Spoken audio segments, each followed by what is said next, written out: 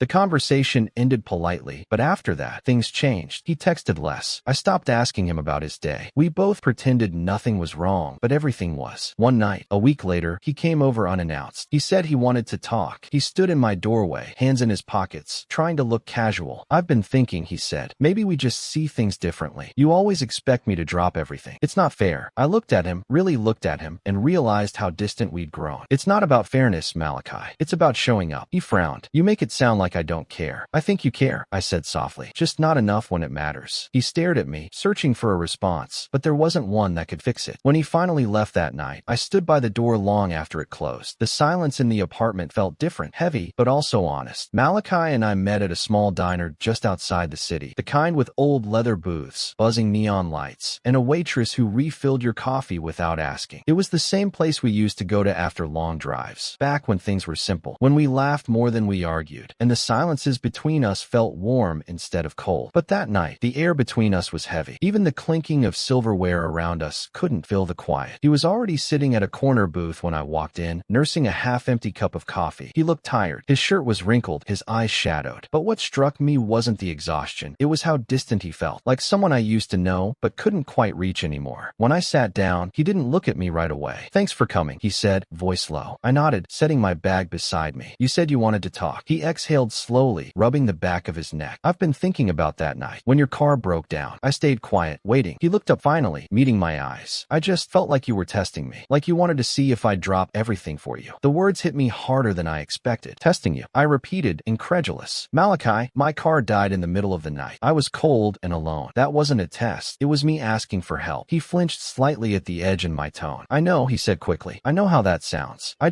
panicked. I thought you'd be fine. You always are." I stared at him, letting the silence stretch. "That's the thing, Malachi. You thought I'd manage, because that's what I've always done. But love isn't about assuming the other person will survive without you. It's about wanting to make sure they don't have to." He looked down at his hands, his thumb tracing the rim of his coffee cup. "I didn't realize how bad it was," he muttered. "I just thought, I don't know. I thought you were stronger than that." I laughed softly, but it wasn't out of amusement. "Stronger than needing you? Is that what you mean?" He didn't answer. His silence said enough. For a few long moments, neither of us spoke. The rain had started outside, cried, tapping softly against the diner windows. I watched it because looking at him hurt too much. Finally, I said, "Do you know what hurt the most? It wasn't that you didn't come. It was that you made me feel stupid for asking. Like needing someone made me weak." He opened his mouth to respond, but I held up my hand. "Don't," I said quietly. "Please don't defend it. Just listen." He leaned back in the booth, defeated. The light above us flickered once, and I caught the faint tremor in his jaw, the one that always appeared when he was angry but didn't want to admit it. Then his voice hardened slightly. "You make it sound like I'm the villain. I've always been there for you, Noor. Maybe not that night, but I've supported you, haven't I? I've helped you through plenty of things." "Yes," I said. "You've supported me when it was convenient for you, when it didn't cost you anything." He frowned. "That's not fair." I leaned forward. "Fair? You want to talk about fair? Fair would have been you showing up when I was freezing in my car, not lecturing me about independence while you were wrapped up in bed." His jaw tightened. "You're twisting it. I didn't mean, you didn't think." I cut in. My voice cracked slightly, but I didn't stop. "You didn't think that maybe the person you loved was scared, that maybe she just wanted to see your headlights coming down the road." The anger drained from his face, replaced by something softer. Guilt, maybe, or regret. He looked like he wanted to reach across the table, but his hand stayed on his lap. "I'm sorry," he whispered finally. "I really am. I didn't realize what that night meant to you." I took a shaky breath, blinking back tears I didn't want to show him. "It's not just about that night. It's about what it showed me, about what we've become." He shook his head slowly. "So that's it. You're just done." "I think I already was," I said softly. He looked at me for a long time after that. The silence was unbearable. The waitress came by to ask if we wanted more coffee, but neither of us answered. She left awkwardly, sensing the tension. When the check came, he reached for it out of habit. "I'll get it," he said. I shook my head. "No, I've got it." He frowned. "Noor, come on. It's not about the money," I said. "It's about closure." He stared at me for a moment longer, then nodded, defeated. When we stood to leave, he reached out as if to hug me, but I stepped back. "Don't," I whispered. "Not right now." He lowered his arm, his eyes glassy. "You're really walking away, aren't you?" "I think I have to," I said. We walked out of the diner together, but when we reached the parking lot, we turned in different directions. I didn't look back. I couldn't. That was the last time I saw him in person. 2 weeks later, I got a message from him. It was short, just a few lines. "I'm sorry. I realized too late what that night meant. I should have been there. I just didn't know how to fix things without feeling like I'd failed you." I read it over and over again, but I never replied. Not because I wanted to punish him, but because I'd already said everything that needed to be said. Some nights, I still think about him, about the diner, about the way his voice trembled when he said sorry. There's still a small ache in my chest, but it doesn't control me anymore. My mom helped me replace my car battery the following weekend. She brought cookies and played old music from her phone while I watched her tighten the cables. When it started again, she smiled and said, "See, it just needed a fresh start." I smiled too, even though she wasn't just talking about the car. These days, I take evening walks after work. The air still bites at my skin, but it feels different, cleaner. I stop by the cafe across the street sometimes and watch the headlights passing, wondering if Malachi ever drives by, wondering if he ever thinks about stopping. But I don't wait anymore. The end.